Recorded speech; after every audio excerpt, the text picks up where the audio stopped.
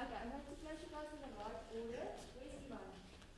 Ivan, you're going first. Can I ask you to sit here? Gabster, you can sit over here. Leslie is not here. Adjudicators, okay. Leslie number 3, cancelled. Hematology, no, Alex? Leslie's, I'm also at the hospital now. He said he's too shy to come. I thought there was something fishy. Dimitri?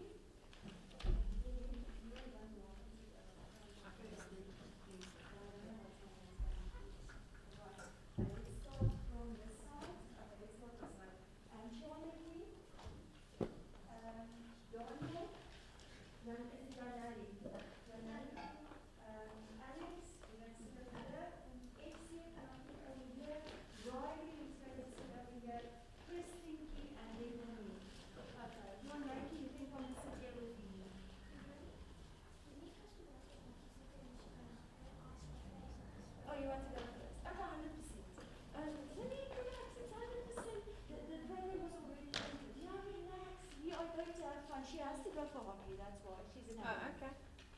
You must tell your hockey teacher, your English teacher's muscles are bigger. Take a deep breath, it really helps. 7 in and 7 out. Let's all do it together. All of you. One more time. Okay, relax. Enjoy it. Okay. We are all friends. Is it in? She is our chair. Okay.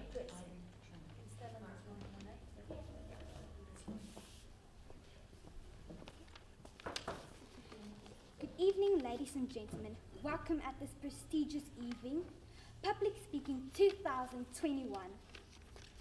Special welcome to our Deputy Head, Mrs. Linda Vongay, Mr. Maresta Bester, and our educators, Mrs. Krista Smith, who has a passion for arts and improving learners to reach their full potential.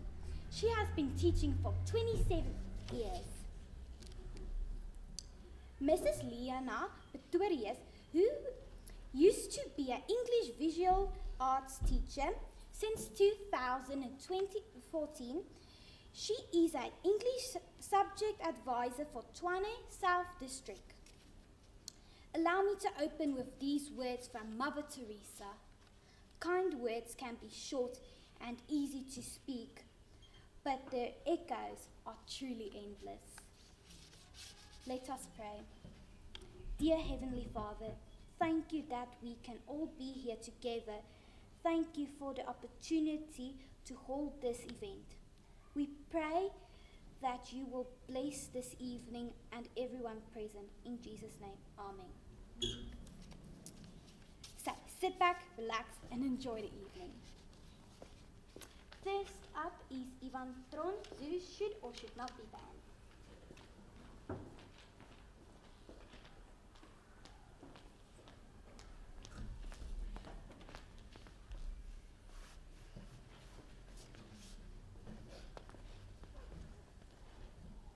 I went to the zoo. They only had one animal, a dog. It was a Shih Tzu. Ladies and gentlemen, should zoos be banned? The answer is a definite no. As zoos create great memories for people and also take care of animals that can't survive in the wild anymore. According to the Association of Zoos and Aquariums, 230 top zoos work to provide safe habitats, medical care and nurturing environments for animals. As anthem members work to protect endangered species in numerous ways, including conducting, supporting and funding research and conservation, advocating for conservation, wildlife and science, working with governmental agencies, universities and other organizations to establish conservation initiatives. On www.triager.com, Doris Lynn wrote on 10 March 2021, a zoo is a place where captive animals are put on display for humans to see. Early zoos concentrated on displaying as many unusual creatures as possible, often in small, cramped conditions. However, the focus of modern zoos is conservation and education. Zoo advocates and conservationists believe that zoos help save endangered species and educate the public to help save endangered animals. The website medium.com states that zoos have saved a lot of endangered species, of which the top 10 are the Caribbean frog, the Arabian oryx, the California condor, the Przewalski horse, the bongo, the regent honeyeater, the Panamanian golden frog, the Bellinger river turtle, the golden lion tamarin, and the Amur leopard. In conclusion, if it wasn't for zoos, those 10 animals, amongst others, would have been extinct. And this, ladies and gentlemen, is why I vote zoos should not be banned.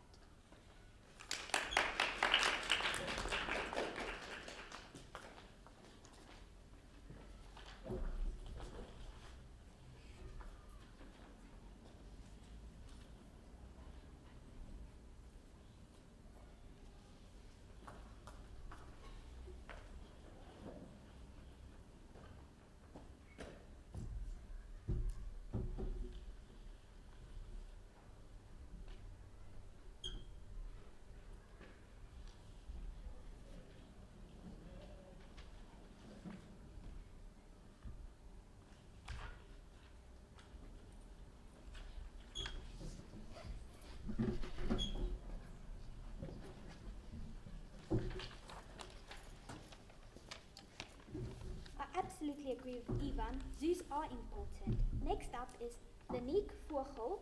Social media is not beneficial to us. Excuse me, is this number 5? Okay, so we're skipping 2, 3. They are after the sheets.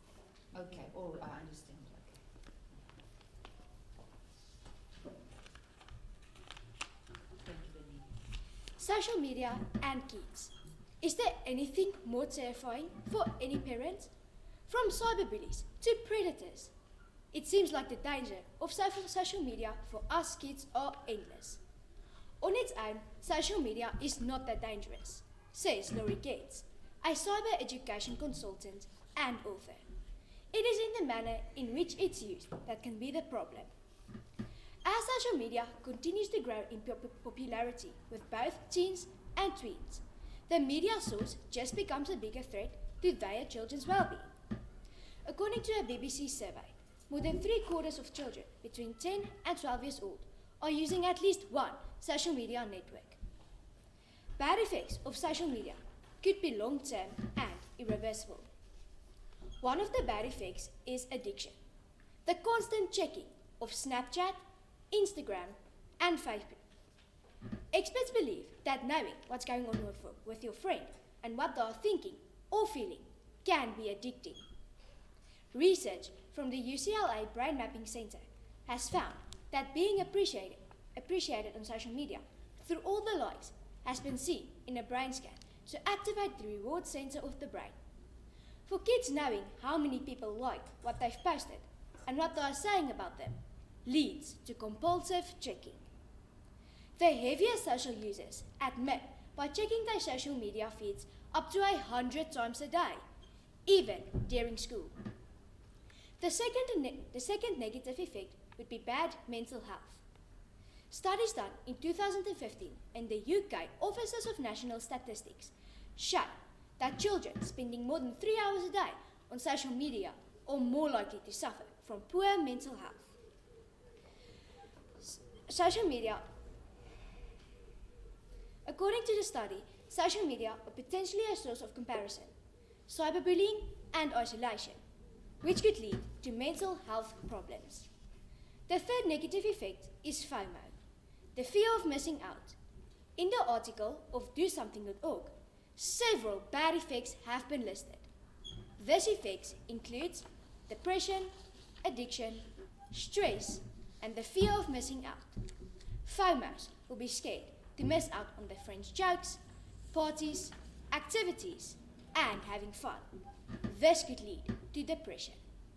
So whether you're a teen that is addicted to social media or a tween stalking your social media just to check up, or a total FOMO. Bad habits of social media can easily take over your life. The question is, do I really want social media to have such a negative impact on my life? Or do I rather need to see that technology is a privilege that we should not abuse?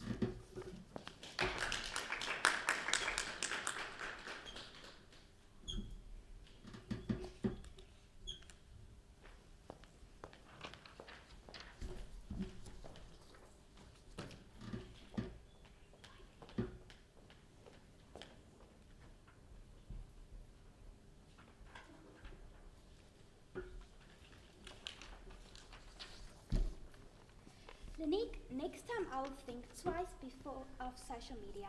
Next up is Gabby Renee Grant.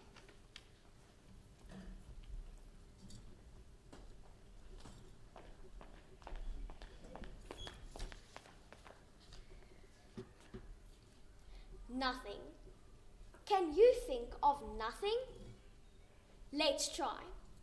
3, 2, 1. Could you think of nothing?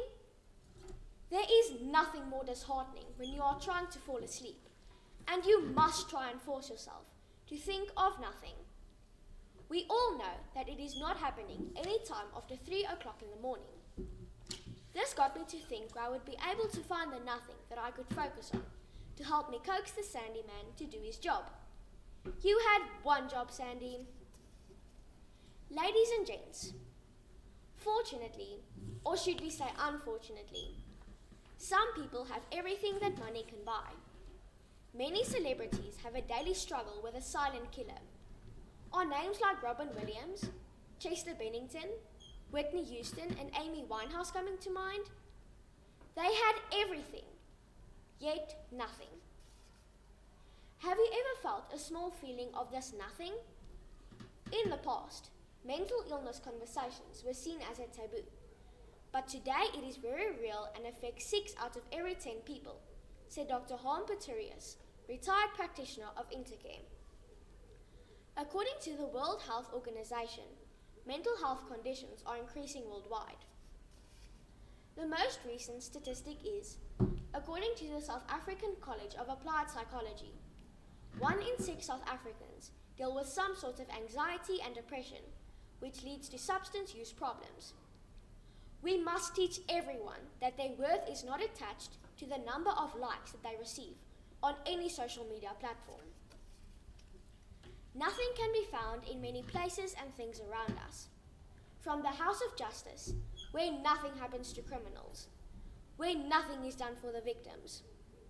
According to Becky Tsele, the biggest point of concern is murders in South Africa, with a 1.4% increase in the 2019 and 2020 year.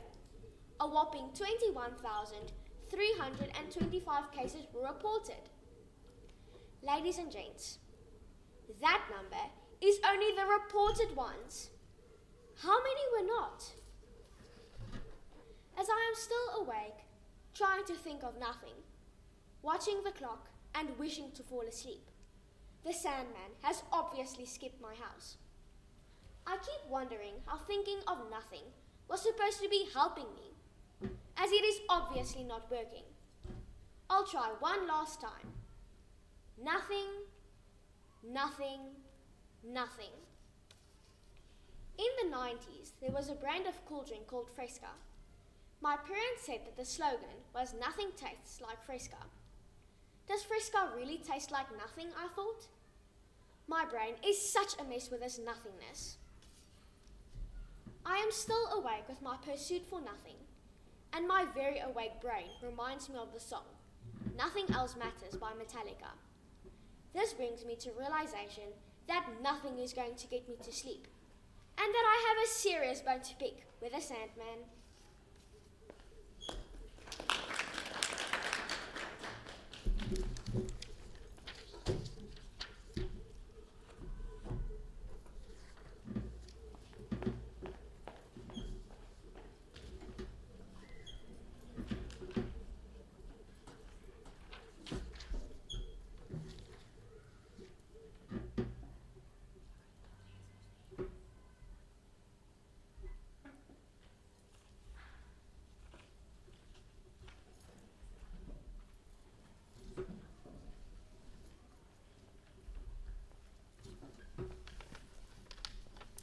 Thank you, Gabby, Renee, and Grant. Next up is Miato.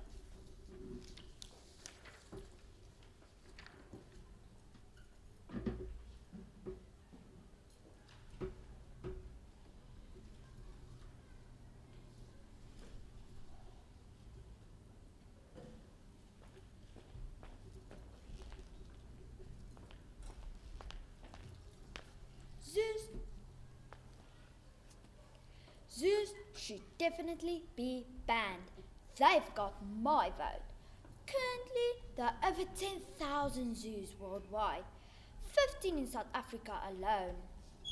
Have you ever been to one?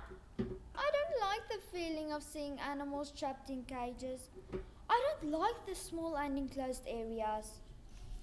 I believe animals should be free. They should be out in the wild, living like wild animals. Who said we can catch them, enclose them, and put them on a show? Definitely not the animals. Hello guys, welcome to the first episode of Wildlife, and today, as you can see, right there, is a tiger. Dangerous tiger. I'm gonna touch it. It's angry, it's angry. Why do us humans always disturb the animals in their own habitat? I think there is enough internet information, television programs, and books on animals. If you want to know more about them, there is more than enough sources to use. We definitely don't need zoos. According to the organization Freedom of Animals, the following 10 statements are made about zoos. 1. Zoos are miserable places for animals. 2. Zoos can provide sufficient space. 3. Animals suffer in zoos. 4. Animals die prematurely in zoos. 5. Surplus animals are killed. 6. Some zoos are connected to circuses. 7. Animals are trained to perform tricks. 8. Animals are still taken from the wild. 9. Zoos don't serve conservation. 10. Zoos fail education. Hello guys, welcome back to episode 2 of Wildlife, and today, right there, is a venomous black mamba, mates. Let's go pick it up. It's angry, it's angry. Facts are facts, and according to In Defense of Animals, up to 5,000 zoo animals are killed each year. Adjoined to that, animals that are born in captivity tend to live shorter lives due to the lack of space and freedom. Who watched the movie Zookeeper before? Where the animals start to communicate with the zookeeper and told them how unhappy they were. This makes you think. If animals aren't happy and we're not happy, why are there still zoos today? Maybe we should sign petitions. Go and do the march on the union buildings. Make our voice heard. Hello guys, welcome back to the last episode of Wildlife, and there, right there, is a very dangerous crocodile. Let's go feed it. It's angry, it's angry. I would like to quote Dr. Jane Goodall as my closing statement. Only if we understand can we care. Only if we care can we help. And only if we help shall all be saved. Thank you.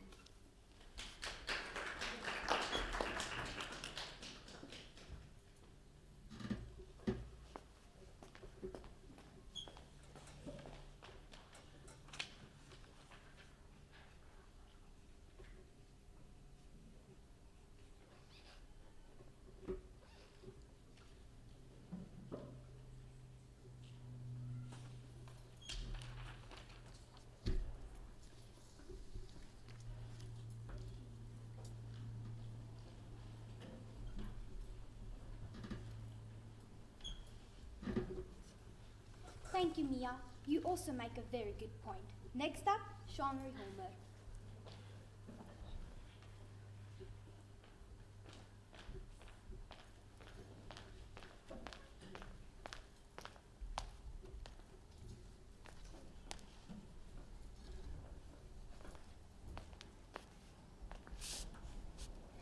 This old earth needs our help. Recycling is the way to go. Reduce, reuse, recycle all the way.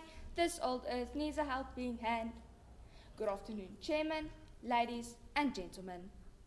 Does recycling really help us? In order to answer this question, we must first know what recycling really is. And no, recycling doesn't mean to ride your bike twice. According to the website www.freedictionary.com, recycling is the process of converting old materials into new reusable materials. Dr. Rini Schenk, that led a study at the University of Cape Town in 2019, stated that South Africa produces more than 54.8 tons of waste per day. This is 15th highest in the world. If we don't start teaching younger generations to recycle, we will be swimming in garbage. And we can't just pack up and move to a different planet. We need recycling for many reasons. But most importantly, it will help us save our planet by conserving natural resources. According to the article, The Importance of Recycled Paper, published by Joseph Kiprop in November of 2018, 24 trees must be cut down to make 1 ton of paper, taking into consideration that 3.5 to 7 billion trees are cut down per year. We are cutting down our own oxygen supply. Adding the fact that recycling reduces toxic gases caused by landfill sites, it's a no-brainer. Protecting wildlife for future generations.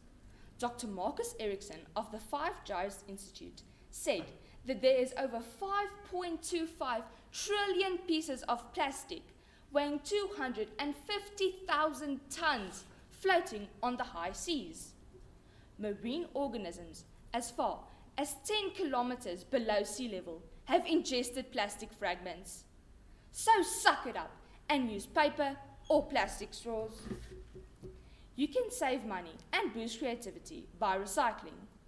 According to the website www.reusethisbag.com, wine bottles can be turned into fancy garden lights by just dropping in solar or fairy lights.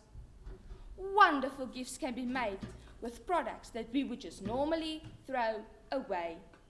And who doesn't love a gift that was specially made for them while saving the planet?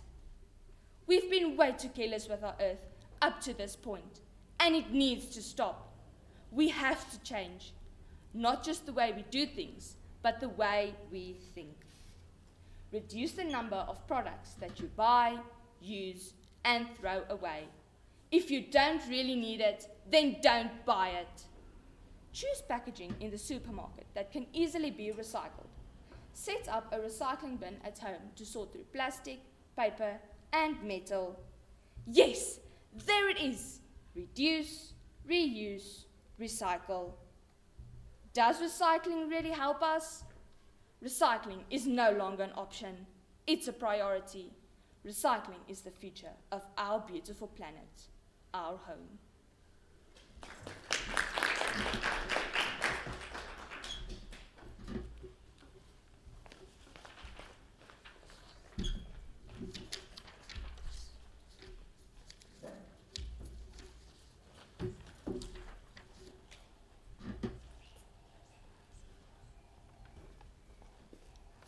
Thank you, Shanri.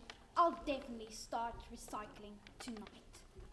Next up is Daniel van Os.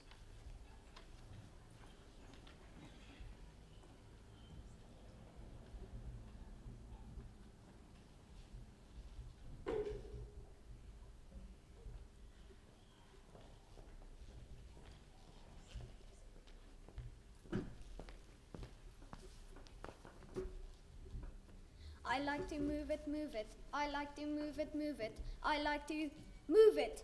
Do you think that animals should be caged up for our enjoyment of viewing? Or do you think they should stand up for their rights and break free into the wild? I'm going to investigate this matter and prove that animals should live free and that zoos should be banned. Boys and girls, I want to tell you a story. 2 weekends ago, we visited the Eventira Zoo on our way back from the Waterberg. From the road, we only saw wolves and bears caged up. But when we went in, it was actually a huge exotic zoo with over 400 displays. We were amazed, but when we got to the end, we wondered why tigers and lemurs were caged up in the middle of the bushveld. Because that's not normal.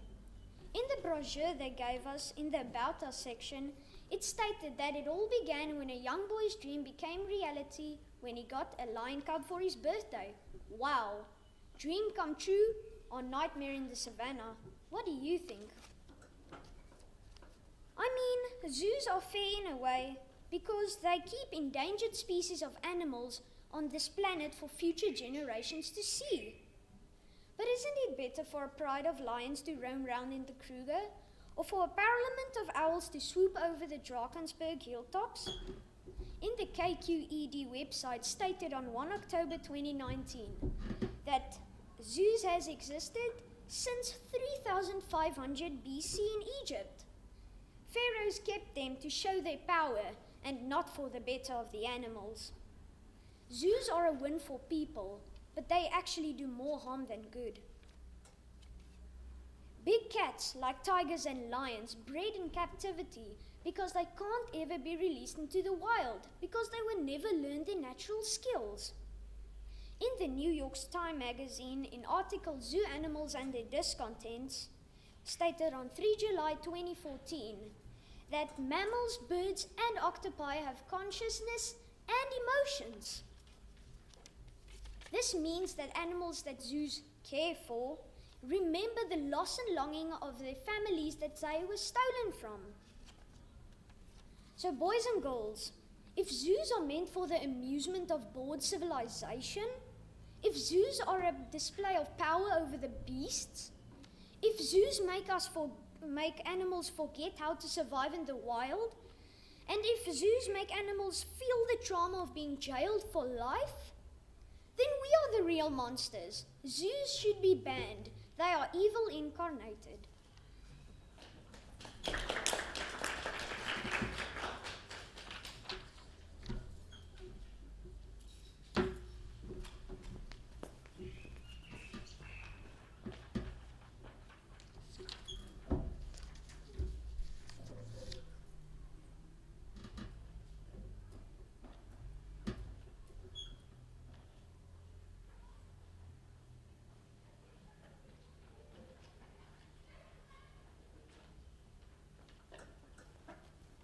Thank you, Daniel. Next up is Janelle Millet.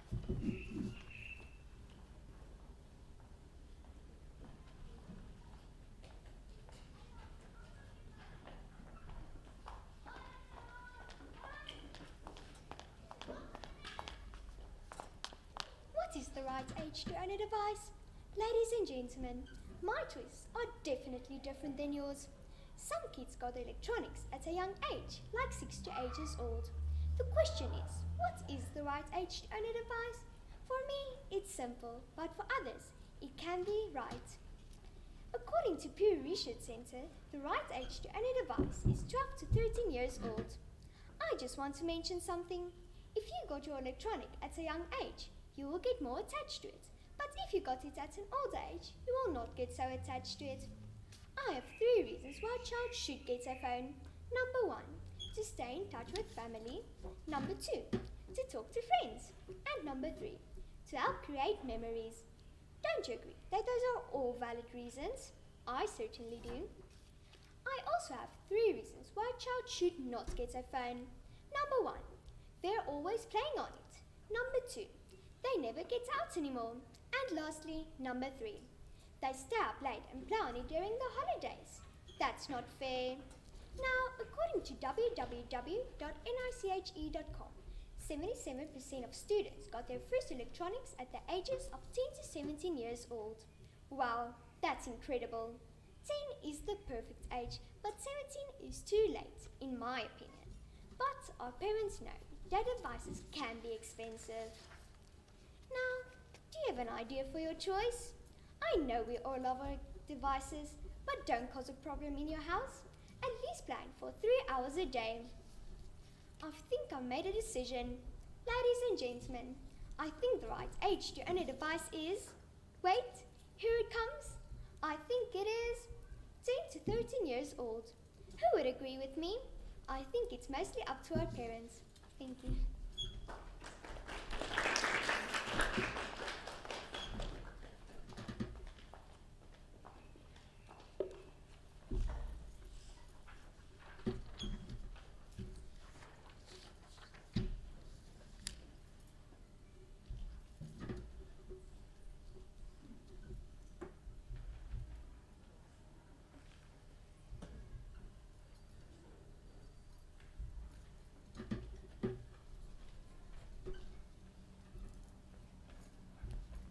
Yeah, now you've convinced me.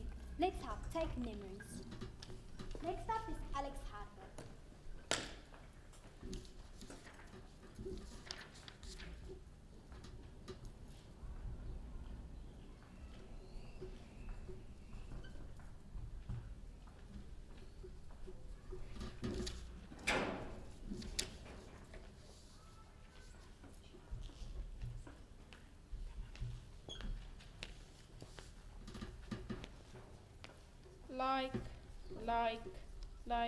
Ha, so funny. Oh, sorry, I was a bit distracted. Good morning, teacher and chairman. Today I'm going to speak about why social media is beneficial to us. From cute cat videos to Aussie man reviews to the now banned vegan teacher on TikTok and very tasty mouth-watering recipes. I firmly believe social media is beneficial to everyone. There's a lot of different opinions when it comes to social media, and it's usually a case versus boomers versus millennials. But that's a speech for another day.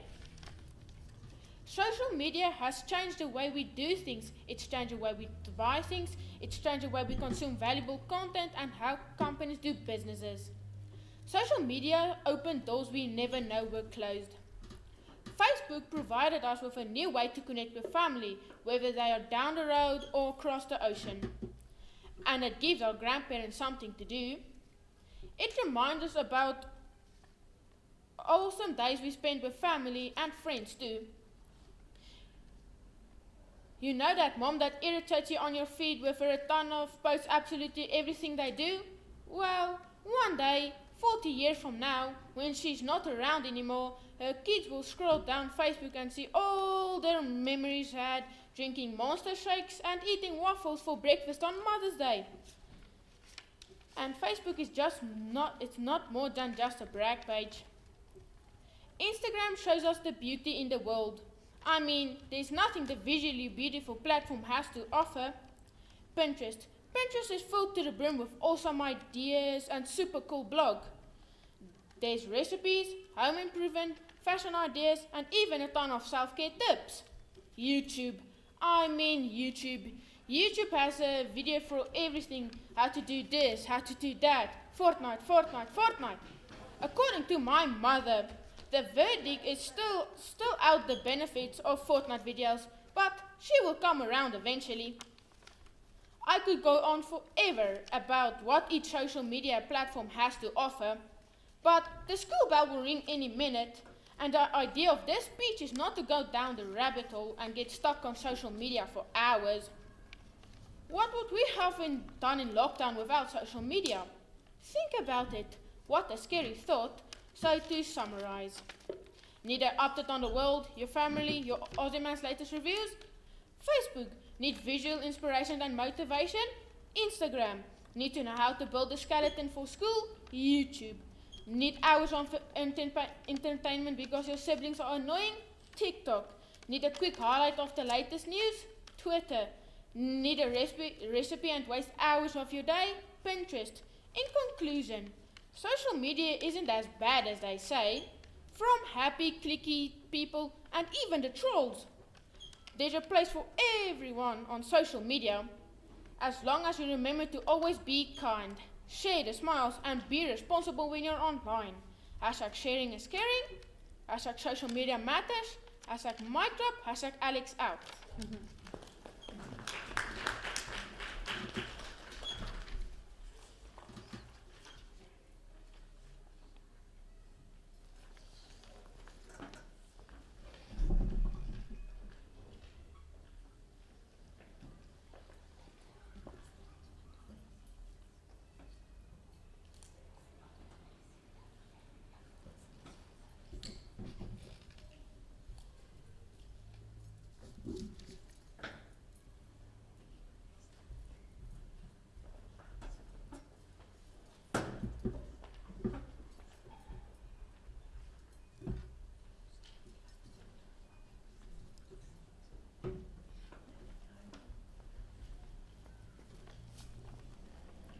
hashtag up next, FCA Bester.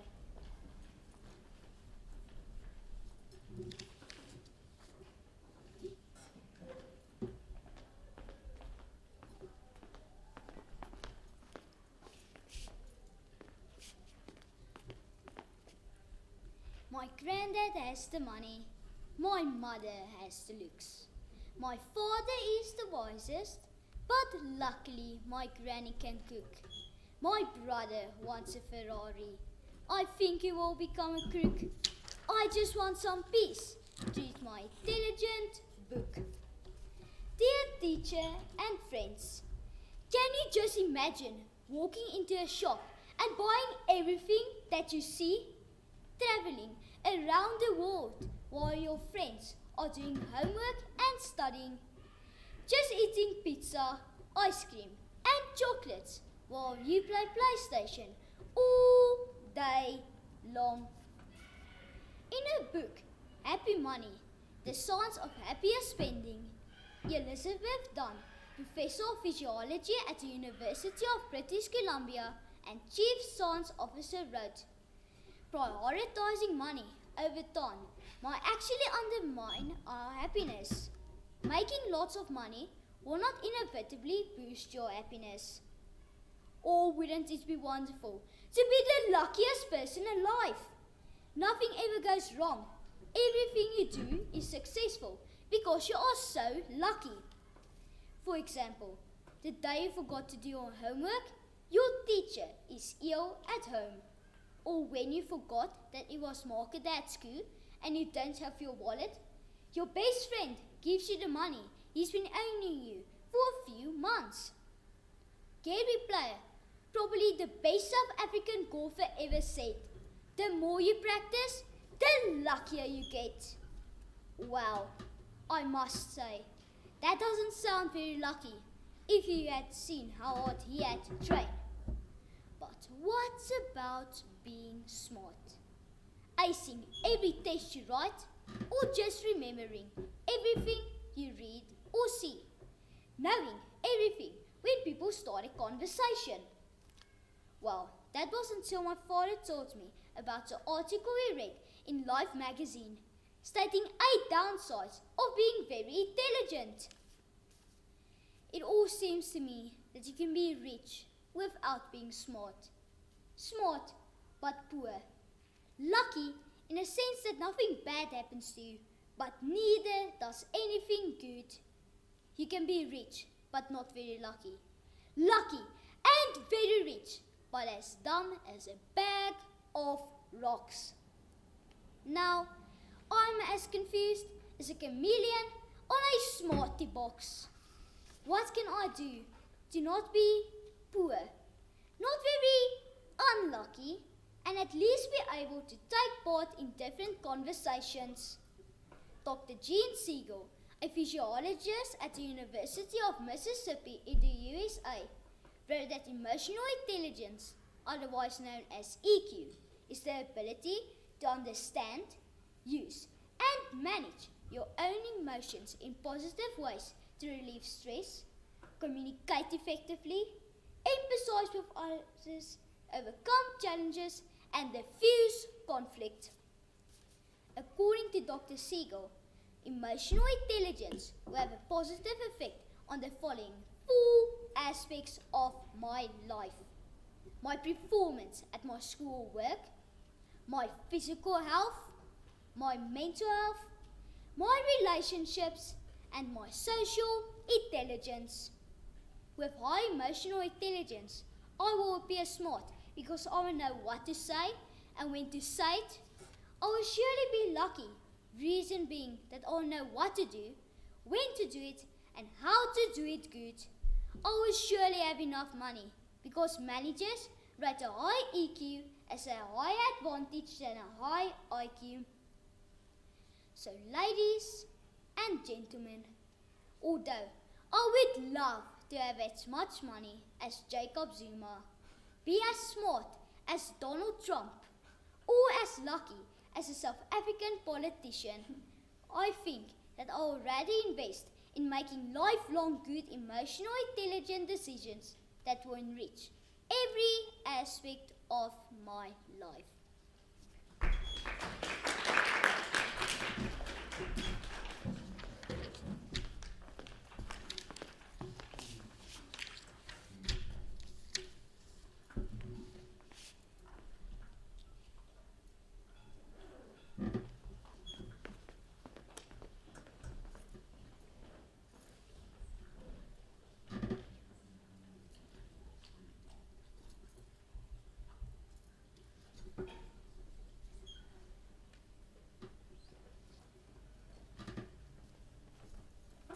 We're lucky to have you, FCM. Next up is Riley Graham.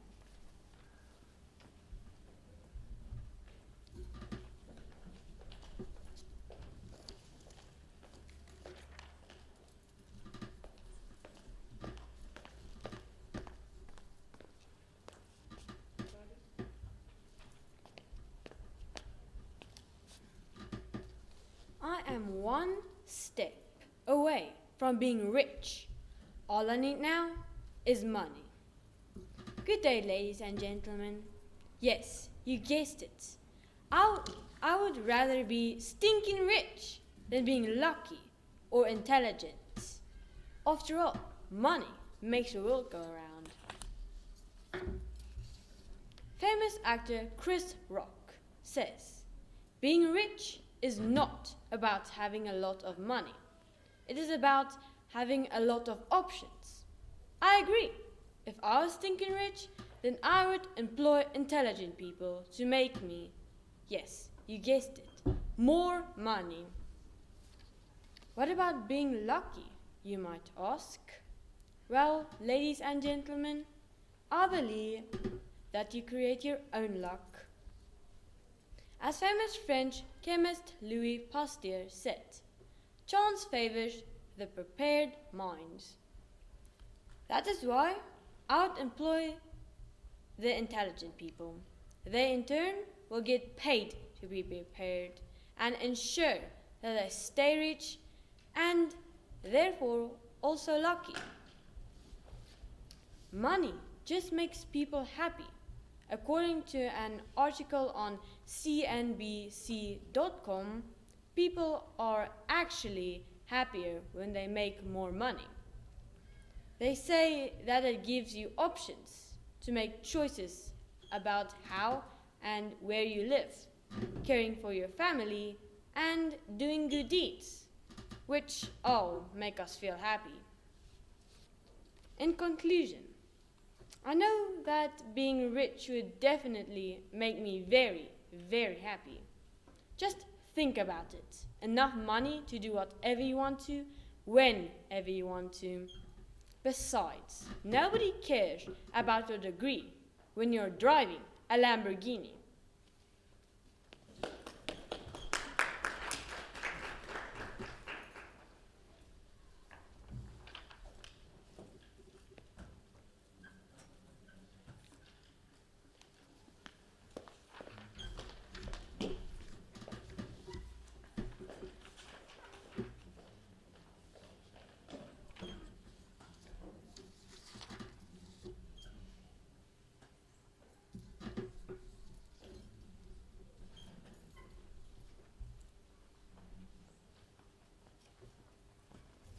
Wow, I would like to go for a spin in that Lamborghini. Next up, Kristen Jans van Rensburg.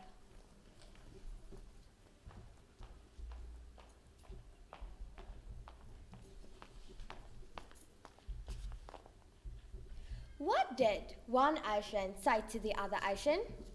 Nothing. They just waved. Do you want to sound smarter? Try saying nothing. In a book called Don't Believe a Word by David Chamandry, it is said that pauses during a speech can make you sound smarter, just like I did in the beginning. Everyone wants to sound fluent, with full sentences and without gaps, as though they know what they are talking about.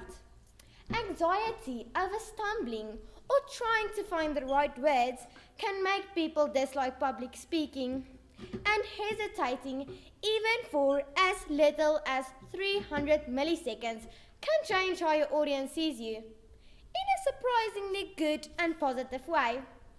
Expect nothing and you will never be disappointed. I just paused again.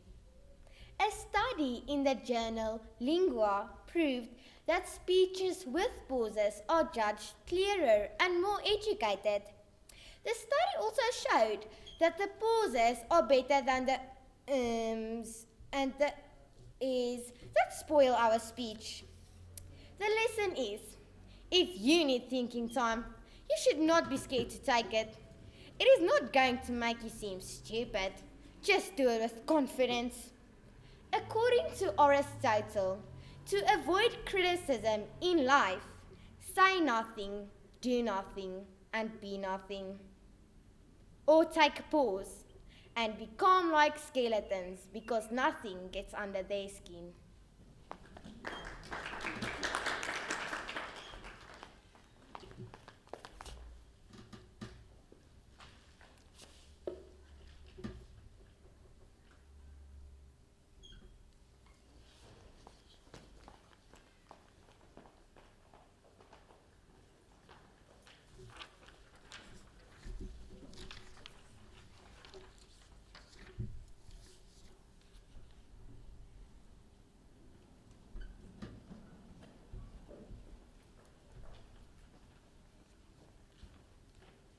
Last but not least, pause, Monique Puerta.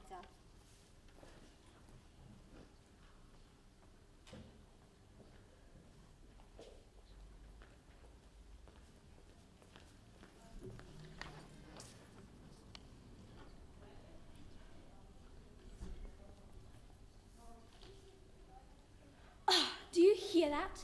It's the sound of your younger sibling playing music on max volume on the phone. Isn't it so annoying? I can't speak for all of us, but if you have a younger sibling, you can relate. Now, how old were you when you got your first phone?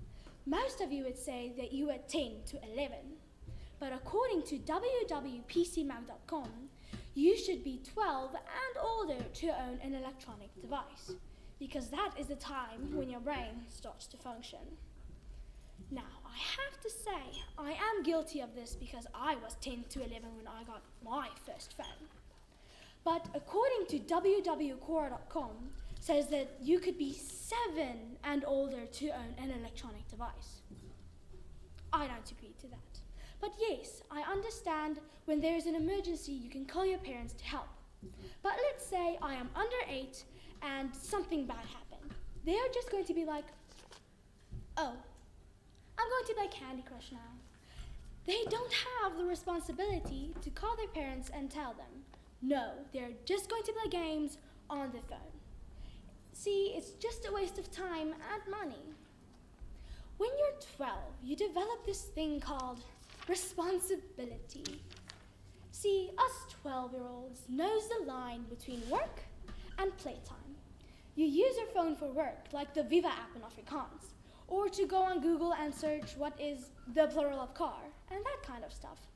But when your work is done, you go use your phone not to play Tetris or Candy Crush, but to play games that relieve stress and makes you feel happy about yourself because you won. According to www.theonlinemom.com, says that smartphone games improve hand and eye coordination. There are many arguments about what age you should be to own an electronic device. According to www.pcmag.com, there are 53% of parents that says 12 to 15 is an appropriate age to own an electronic device, while another 23% says the ages 7 to 11, and 17% says not until the ages 16 to 18. So, if you ask me what the best age to own an electronic device is, it's 12, because like I said, we are responsible. Thank you.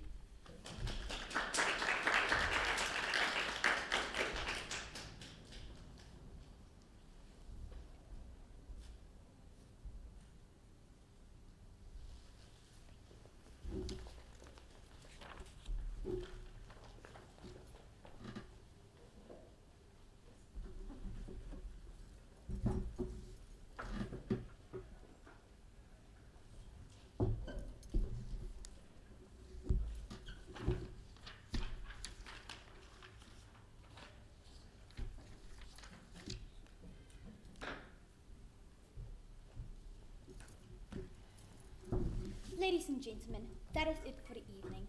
Drive home safely.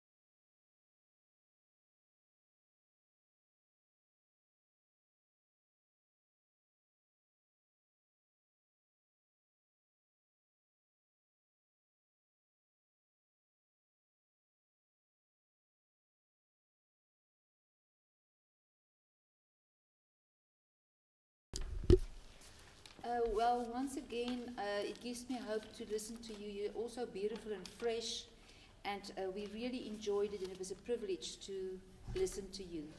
And if I can just leave you with a little message, is listening to you, it came to mind that you are also original, like stars. There are many stars, and each one must shine. So never compare yourself with anybody else. Just be yourself and grow from where you are. And you all really had excellent performances, and we really enjoyed the content of your speeches. And once again, the standard was very high. And congratulations to the teachers that groomed you and that trained you. You are well on your way, and don't stop with your practicing. I'm sure you must feel very empowered after this exposure. Okay, I'm going to start with handing out the first one, Ivan Tron. Well done, Ivan. I enjoyed your speech. Congratulations. There you go. Mia Tron. Well done. Very original. Thank you. Alex Gerber. Well done, Alex. You did well. Thank you. Daniel van Os. You were all very, very good. Well done, Daniel. Keep it up. Another one for you. Janelle Mollet. Mellet. Well done, Janelle. Thank you. Lenique Vogel. Oh, she went the to one who the... went for Okay, hockey. thank you. Congratulations. FCA Besta. Well done, FCA. A lively presentation. I enjoyed it. Thank you. Enjoy your sense of humor. Kristen Jansen van Rensburg. Well done, Kristen. Monique Botha.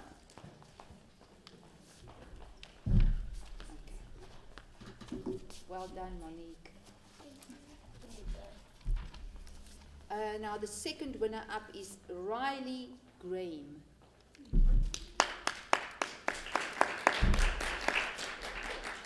Well done. Good pronunciation, good presentation style. You can only go places. Keep it up. The first runner-up is Shanri Hofmeyer. Well done. Strong performance, confident, good argument. Well done. Thank you. And the winner of the stars, all of you were stars, is Gabby Renee Grant. Well done. Well done. You did a good job and you were well prepared and confident. Thank you very, very much. Thank you.